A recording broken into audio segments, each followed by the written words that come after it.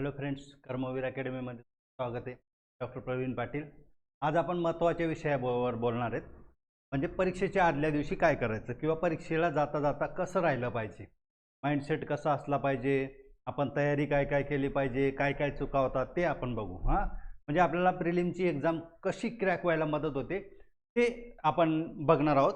आणि जे समजा आता आपल्याकडून मला जो एक्सपिरियन्स आला तो मी तुमच्याशी शेअर करणार आहे, ते आपण आज बघणार आहोत. आता परीक्षेला जाता जाता जर पाहिलं तर महत्त्वाचा विषय काय काय असतो ते आधी बघू. महत्त्वाचं काय काय करायचं आणि त्याच्यामध्ये कसे सॉल्व करायचे क्वेश्चन, काय काय सुधारणा करायच्या, कशी स्ट्रॅटेजी पाहिजे ते तुम्हाला मी सांगणार आहे. कशी स्ट्रॅटेजी पाहिजे ते तुम्हाला सांगणार आहे. परीक्षा आदल्या दिवशी जर बघितलं तर महत्त्वाचं काम काय करायचं, हॉल तिकीटच्या 2 कॉपी काय करायच्या, झेरॉक्स करायच्या. हॉल तिकीटच्या 2 कॉपी काय करायच्या, झेरॉक्स करायच्या. महत्त्वाचं काय असतं, जी पूर्वतयारी आपली काय झाली पाहिजे, आदल्या दिवशीच झाली पाहिजे. नाही तर काही लोक काय होतं, रात्री उशिरापर्यंत अभ्यास करत बसतात आणि अभ्यास करत बसताना काय होतं, ते हॉल तिकीट काढायचंच विसरतात. हॉल तिकीट काढलं नाही तर काय होतं, सकाळी दुकानं बंद असतात, मग प्रेशर येतं. एक तर काय होतं, सकाळचा माइंडसेट खराब होतो. त्यामुळे पहिलं काम काय करायचं, हॉल तिकीटच्या काय करायच्या 2 कॉपी आदल्या दिवशी झेरॉक्स करायच्या. आदल्या दिवशी काय करायच्या 2 कॉपी आपल्याकडे हॉल तिकीटच्या असल्या पाहिजे. त्याचबरोबर अजून काय असलं पाहिजे, आपल्याला काय लागतं, अजून ब्लॅक बॉलपेन लागतात. ब्लॅक बॉलपेन लागतात आणि आपल्याला ओळखपत्र पण लागतं. ती सुद्धा काय केलं पाहिजे, आधार कार्ड किंवा परीक्षेला लागणार जे ओळखपत्र आपल्याकडे आहे त्याच्या काय करायचं, 2 झेरॉक्स ऑलरेडी काढायचे. एखादी एक्स्ट्रा पण काढू शकता तुम्ही.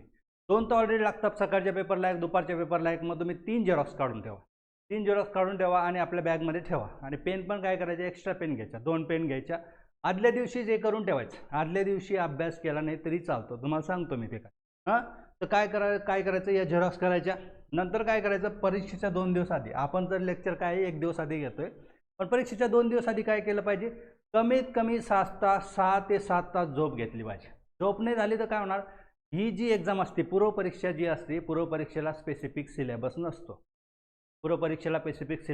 म्हणजे पूर्वपरीक्षा जी असते, सब्जेक्ट आहेत, समजा सब्जेक्ट देतात आपल्याला 1 2 3 4 5 6, पण त्या सब्जेक्टचं काय विचारणार आपल्याला माहिती आहे का. मेन्सला कसं होतं, specific line to line syllabus आहे, तसा पूर्वपरीक्षेला नसतो. त्यामुळे आपण जे आत्तापर्यंतच्या आयुष्यात जे वाचलेले त्याच्यातले क्वेश्चन येत असतात.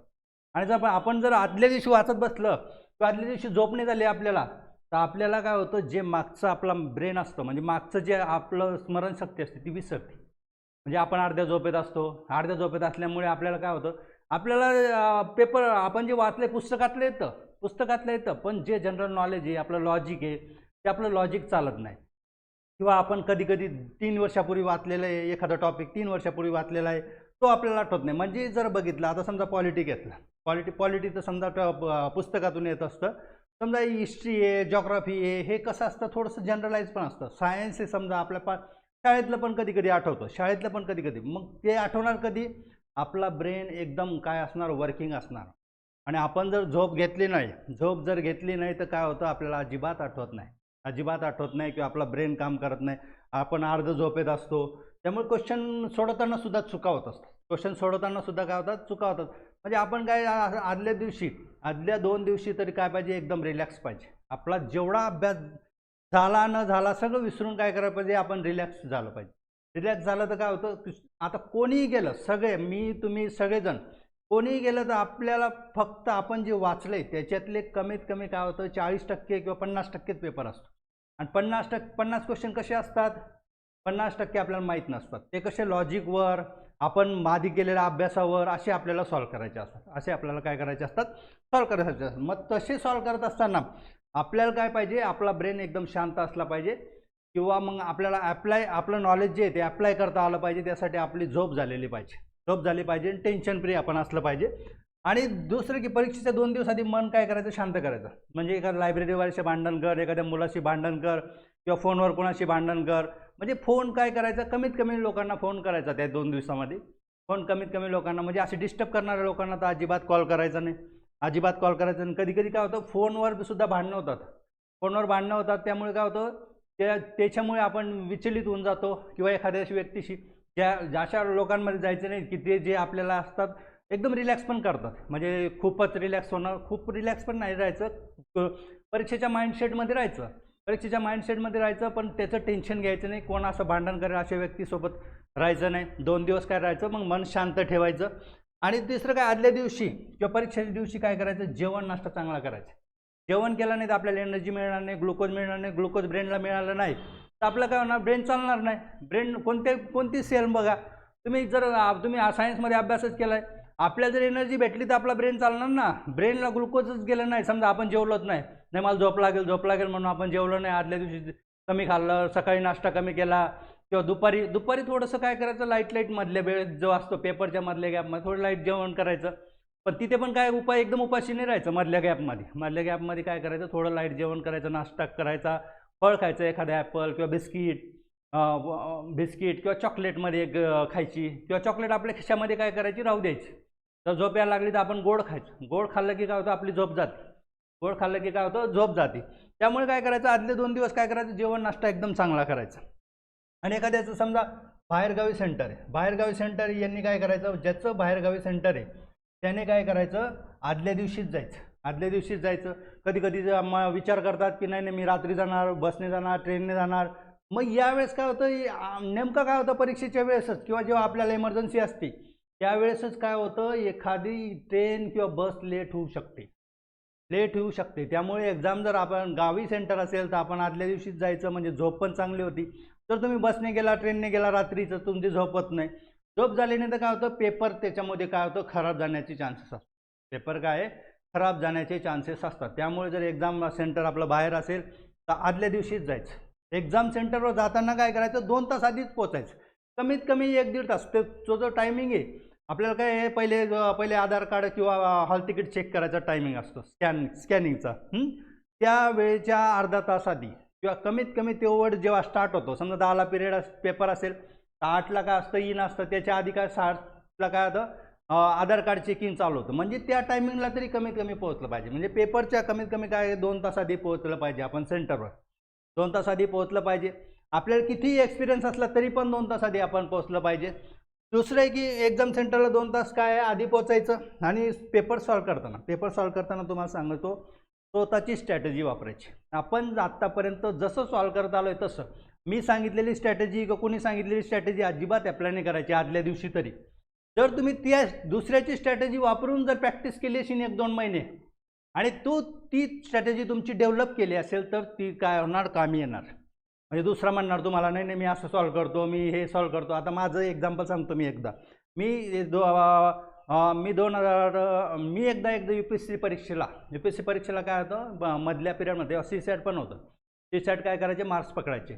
GSचा पेपर झाला, CSATचा दुपारी होता. माझ्या मित्रांनी सांगितलं की नाही मी काय करतो प्रवीण, असं करतो की मी आधी गणित सॉल्व करतो, म्हणजे ॲप्टिट्यूड सॉल्व करतो, मग पॅसेज घेतो. मी काय केलं, त्याची स्ट्रॅटेजी अप्लाय केली. केल्यामुळे काय झालं, माझं सॉल्व कमी झाले. आणि त्यावेळेस काय झालं, नेमकं पॅसेज काय होते, सोपे होते. आणि सगळ्यांचे काय झालं, 70-80 अटेम्प्ट, 70-75च्या पुढे अटेम्प्ट गेला, माझा 65पर्यंत गेला. आणि त्यावेळेस मी प्रिलिम फेल झालो. आणि त्याच्या आधी मी 2 प्रिलिम पास झालो होतो. म्हणजे त्याच्या आधी मी 2 प्रिलिम पास होतो UPSCच्या, आणि नंतर मी काय झालो, फेल झालो. म्हणजे मी दुसऱ्याची स्ट्रॅटेजी अप्लाय केली. आणि त्यावेळेस नेमकं काय झालं, CSAT सोपं होतं, पॅसेजेस सोपे होते. म्हणजे मी माझ्या स्ट्रॅटेजीने गेलो असतो तर मी ती प्रिलिमसुद्धा क्रॅक केली असती. आणि तो माझा मित्र प्रिलिम तेव्हा पास नव्हता, पण मी तेव्हा त्याची स्ट्रॅटेजी अप्लाय केली. म्हणजे तेव्हा आपला ब्रेन पण चालत नाही, काय ॲक्सेप्ट करायचं, काय रिजेक्ट करायचं, आपल्याला तेवढी समज नसती. त्यामुळे काय करायचं, आपली स्वतःची जी स्ट्रॅटेजी असती ती स्वतःची स्ट्रॅटेजी अप्लाय करायची. दुसऱ्याचा आदल्या दिवशी तर अजिबात नाही करायचं, मी असं करतो मी तसं करतो. दुसऱ्याची अजिबात स्ट्रॅटेजी ॲक्सेप्ट नाही करायची, स्वतःची स्ट्रॅटेजी ॲक्सेप्ट करायची. आणि दुसरं काय की याच्यामध्ये सांगितलं 2 तास आधी पोहोचायचं किंवा जेवण नाश्ता चांगला करायचा. आणि दुसरं की आजारी पडायचं नाही त्या 2 दिवसामध्ये. काय करायचं, सर्दी झाली, मी एक प्रिलिम राज्यसेवेची सर्दीमुळे नापास झालो होतो. कारण की काय झालं होतं की 5 ठिकाणी मी गोल चुकवले होते. सर्दी असल्यामुळे काय होतं, गोल चुकवले होते. आणि जर गोल बी चुकवले तर काय होतं, आपण प्रिलिम पास होतो. 1-2 मार्कांनी मी फेल झालो होतो. 1-2 मार्कांनी एक प्रिलिम फेल झालो होतो. कशामुळे, मला आदल्या दिवशी सर्दी झाली, सर्दी खूपच जास्त होती. मग त्यामुळे काय होतं, आपलं डोकं दुखतं. सर्दीमुळे डोकं दुखत असल्यामुळे काय होतं, आपण गोल चुकवतो. म्हणजे समजा आपल्याला वाटलं कणकण आहे आपल्याकडे, आदल्या दिवशी डॉक्टरकडे जाऊन या, इंजेक्शन गोळ्या करून या. डॉक्टर सांगतील तसं फॉलो करा. आपण आजारी असलं की पास होत नाही असं नाही म्हणत मी. आजारी असलं की काय होतं, आपल्या ब्रेनवर पण काय होतं, हेडेक होतं, सर्दी होते, आपण डिस्टर्ब होतो. डिस्टर्ब झाल्यामुळे 1-2 क्वेश्चन आपला चुकू शकतो, होचं नाही, नाहीचं हो, किंवा गोल चुकू शकतो. त्यामुळे काय होतं, आपण फेल होऊ शकतो. त्यामुळे आजारी पडायचं नाही. स्वच्छ पाणी वापरा किंवा खाणं पिणं स्वच्छ ठेवा 1-2 दिवस आधी. आणि आजारी असेल एखादा मुलगा तर त्याच्यापासून थोडंसं लांब राहा. सर्दी एखाद्याला असेल, शिंकत असेल तर त्याच्यापासून काय करा, थोडंसं लांब राहा 1-2 दिवस फक्त. 2 दिवस मित्रता असतातच समजा, आणि प्रत्येक काय असतं त्यामुळे आपलं स्वतःचं बघायचं. काय करायचं, थोडंसं त्याच्यापासून किती बी क्लोज फ्रेंड असला तर त्याच्यापासून काय होतं, थोडंसं लांब राहायचं. सर्दी तुला मी लांब थांबतो असं वाटलं क्लिअर कट सांगायचं त्याला. तर सर्दी किंवा सर्दी तर लगेच पसरते, सर्दी तर लगेच, इतर आजार तरी पसरणार नाही पण सर्दी पसरू शकते. किंवा मग सोशल वर्क पण करायचं नाही. आदल्या दिवशी काय करायचं, कोणाला सोडायला जा, कोणाला काय जा, कोणाला मग एक्झाम सेंटरला सोडायला जा, मग तू आपण तिकडे जा, असं सोशल वर्क पण करायचं नाही आदले 1-2 दिवस. नाही एखाद्याला दवाखान्यामध्ये भेटायला जा. त्याच्यामुळे काय होतं, काही काही आदल्या दिवशी पडतात वगैरे गाडीवरनं घसरून वगैरे, त्यामुळे लागतं, आजारी पडतात. असं करायचं नाही. आदले 2 दिवस सोशल वर्क पण करायचं नाही. आदले 2 दिवस काय करायचं, झोप चांगली घ्यायची, मन शांत ठेवायचं, आणि दुसऱ्याची स्ट्रॅटेजी अजिबात ॲक्सेप्ट करायची नाही. स्वतः जसं आपण सॉल्व्ह करतो ना तसं. आणि मन रिलॅक्स राहिलं तर काय होतं, मी तुम्हाला एक्झाम्पल सांगतो. मी 21, 22 आणि 2024ची राज्यसेवा प्रिलिम, तिन्ही प्रिलिम काही न वाजता पास झालो होतं. एकदम रिलॅक्स माइंडसेटने झालं तर झालं, नाही झालं कारण की माझं बेसिक आधी पक्कं होतं, पण मी ते पास झालो. मेन्सचा अभ्यास नसल्यामुळे ते राहिलं समजा, मेन्सला, आणि वेळ पण नसल्यामुळे, मला वेळ नसल्यामुळे ते राहिलं. त्यामुळे काय आहे, पेपर सॉल्व करताना स्वतःची स्ट्रॅटेजी आणि आपली झोप एक अत्यंत महत्त्वाची. झोप आपली 6 ते 7 एकदम रिलॅक्स माइंडसेटमध्ये. आणि नाही झालं प्रिलिम तर काय होते, पुढची प्रिलिम. आणि एवढं काय आपल्याला याच परीक्षांवर सगळं ठेवलं आहे का, असं जर एकदम प्रेशरमध्ये गेलं तर प्रेशरमध्ये आपण प्रिलिम नापास होतो. प्रेशरमध्ये गेलं तर प्रिलिम नापास होतो. मी UPSCची शेवटची प्रिलिम तशामुळे नापास झालो, एकदम प्रेशरमुळे गेल्यामुळे सोपे चुकून आलो, आणि 1-2 बिट्सने मग फेल झालो. त्यामुळे काय करायचं, एकदम प्रेशरमध्ये जायचं नाही, रिलॅक्स माइंडसेटने जा. आणि दुसरे की पेपर सोडवताना काय करायचं, पेपर सोडवताना एकदम रिलॅक्स. काय 2 तास असतात, 100 क्वेश्चन तुम्ही 3-4 वेळा बी वाचलं ना आणि लगेच काय सोडा, अर्ध्या तासात पेपर सॉल्व्ह करणार तुम्ही. पण तसं करायचं नाही. पूर्ण क्वेश्चन वाचायचा, पूर्ण पर्याय वाचायचे. तुम्हाला जर इंग्लिश जमत असेल तर तुम्ही जॉग्राफी, सायन्स, पॉलिटीचे क्वेश्चन इंग्लिशमध्येच वाचा. इंग्लिशमध्ये समजलं नाही मराठीमध्ये वाचा. म्हणजे तुम्ही दोन्ही लँग्वेजमध्ये क्वेश्चन वाचा. दोन्ही लँग्वेजमध्ये वाचले आणि पेपर सॉल्व्ह केला तरी पण तुम्हाला अर्धा तास उरणार आहे. 100 क्वेश्चनमध्ये तरी पण अर्धा तास उरणार आहे. त्यामुळे असं नाही की तुम्ही दोन्ही लँग्वेजमध्ये वाचू नये. तुम्हाला जी अंडरस्टँडिंग होती ना, एखादा समजला नाही क्वेश्चन, पहिले काय करायचं, सगळा क्वेश्चन वाचायचा. त्या वरची लाईन वाचायची, समजा नाही किंवा करेक्ट किंवा इनकरेक्ट शोधायचं आपल्याला. 4ही पर्याय वाचायचे.